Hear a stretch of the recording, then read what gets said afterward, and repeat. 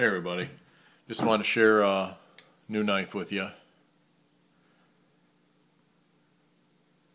It's a Chris Reeve Wilson Combat collaboration. It's a Chris Reeve Umnumzaan, but for Wilson Combat with the different texture on the handle. It's called a StarTac. It's a very nice knife. I've been very happy with it. I've been carrying an Umnumzaan for about 2 years now, and it's become one of my all-time favorites, which is strange because I didn't even like the knife when it came out, especially because of this harpoon point. But it just didn't grab my attention, and I didn't care for it much. My buddy brought one of the first 20 over to my house, and those are highly collectible now. We were stabbing a trash can with the thing, and I thought, man, the thing feels great. It's almost a home run, but I don't like that blade.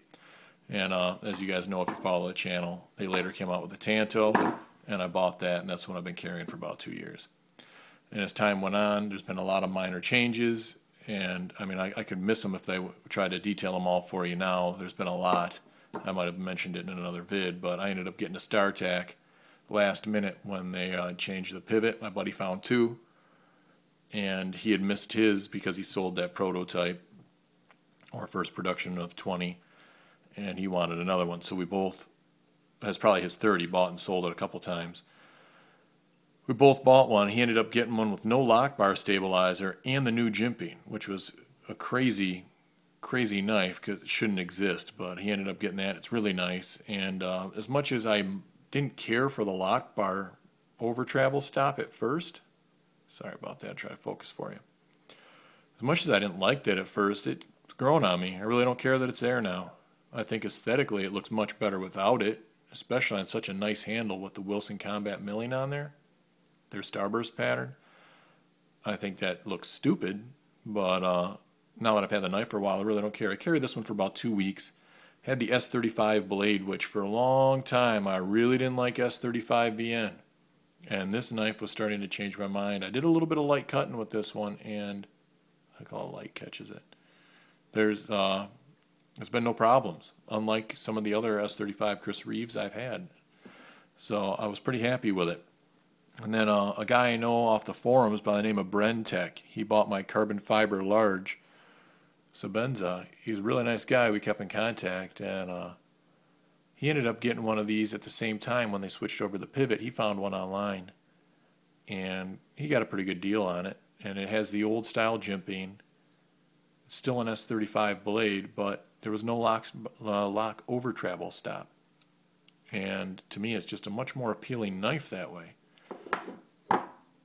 if you compare the two. Now, he and I were shooting the breeze. Even though the thing was unused, he likes to have his knives in perfect shape. So he sent it right out to Chris Reeve, and they gave it a spa treatment, just a little touch up here and there. Put a perfectly even and nice edge on it, and I really like it. He decided he didn't want it, and so since we were shooting the breeze about it and doing some other knife deals, he was nice enough to give me a fair deal on this one. So I'm real excited to get it. And I can't tell which one I like better now because I only planned on keeping one StarTac. It's kind of a dilemma, a knife dilemma. This one has the old style cutout like this one. They're the same, so you can only see so much of the lock bar. You know, this might even be a little bit more. It's kind of an in-between. Wow, I just noticed now. You can see just a little bit more of that one, so that was cut just a little bit more than this one. But in comparison to the newest style, this is cut out much deeper, so you can reach the lock bar better, but it doesn't go as high forward. That leads to some other stuff. On this knife, they chamfered the corner all the way up to the stud. On this one, it's kinda to that point. It's an in-between. And on this one, it stops shorter. Kind of a weird view that way. There you can see it. In the hand, I've grown used to being able to get to the lock bar easier, although I've never found this to be a problem. I mean, I can even do the thing left-handed. It's not bad. But what I do like is on this handle, everything is rounded better. They bring the radius around the corner here. If you look right where my fingernail is, and you compare that to, let's say, this one, there's nothing, which leaves this corner really sharp. Nothing to complain about, but in comparison to this perfect knife, This one is lacking in that fine detail. Now it's probably there to make the finish look better, but obviously it doesn't hurt the finish or the appearance of the starburst better, but honestly it doesn't hurt it out here. So it would have been in the knife's best interest and the knife user's best interest to round that out just a little bit like they did this old one. Because when you're holding this one, you can feel that there. It's not so bad you don't like it, but it is noticeable. So that kind of bugs me. But I have grown used to this one. I like it. It has a softer corner than this one has. This one's sharper. The edges on this knife all the way around have a more contoured radius. It's a much smoother corner. This one would be second, even though it's a whole generation away. This one was made in the middle. This one has a sharper edge all the way along, sharper milling, much more grip on this knife. And because this scallop is longer than this one, it doesn't have as large of a flat here. If they would have come around the corner on this one, it would have been just like that. Perfect. But in the hand, this one doesn't feel bad, except for because it isn't radiused as well, this edge feels much sharper, and so does the edge of the lock bar, which you can compare here on how they contour them just a touch different. They round out the edge a little better here. You can feel that. Nothing to complain about again, but that is a little better. You also notice the difference in the cutout on the lock bar. This one's a much longer cutout than that one. And this is the middle model. So this is how they were, and this is what they ended up at. Chris Reeve is always working on this stuff.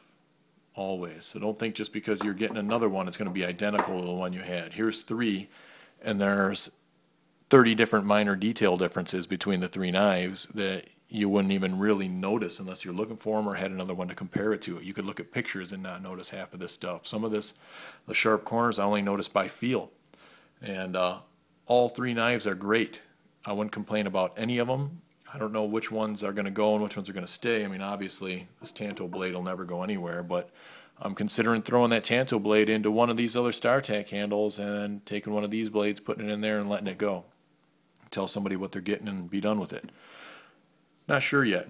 But anyways, that's my trio of Chris Reeve Umnumzaan / StarTacs, and I just want to share with you guys what a great knife this is.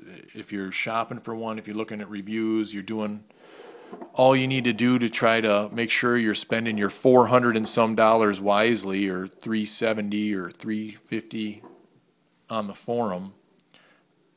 If you carry a knife a lot and you plan on using it, I don't think you can go wrong with these knives. They're really well made. It's Chris Reeve. The takedown, if you have a tool or make yourself a tool, is very simple, even in comparison to the Sebenza, which is the ultimate and simple, as long as you put it together right. I mean, it's not hard, but you just don't end up with bushings being pinched on this knife. At least I haven't.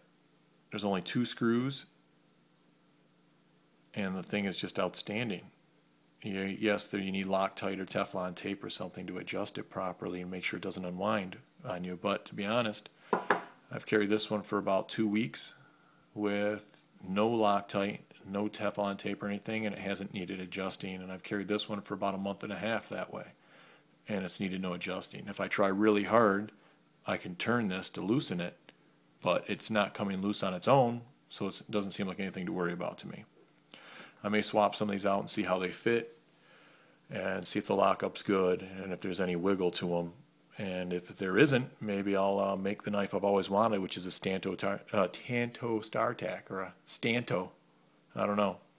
Anyways, thanks for watching, guys. You stuck with me this long in this video and with all the subscriptions and everything else. I truly appreciate it. Thank you so much, and take care.